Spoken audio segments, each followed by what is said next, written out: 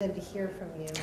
Probably the most important thing from my workshop is how bad this epidemic of Lyme disease has gotten,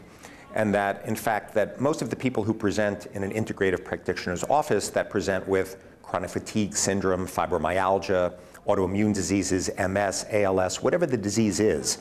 we're finding that Lyme disease and co-infections are playing a role in the vast majority of these patients. So, for example, I've seen over 12,000 chronic Lyme patients at this point, and they go to 15 to 20 doctors, and they don't have a diagnosis. So what I did is, after 20, 25 years of research, I've divided up this disease into a 15-point differential to kind of unlayer the illness and to look at the problems with testing of Lyme disease, the problems with the co-infections, how heavy metals and environmental toxins are playing a role, the role of hormonal imbalances in these people, detoxification pathways, how that's playing a role with neurotoxins. So it was a very complete talk that I gave yesterday to unlayer the illness into its component parts so that people could understand how to make the diagnosis if they're unsure if they have Lyme disease, and how to approach a treatment protocol for these patients.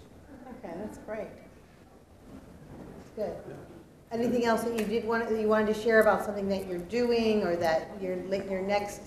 what's on the horizon for your work? You can share the next step, I think, really for me is we're looking now at cytokine levels in these patients to find out from an inflammatory response how these patients are dealing with the Lyme and the co-infections, and how we can basically try and shut down the production of the cytokines and open up the detox pathways, because we're finding that a lot of these patients have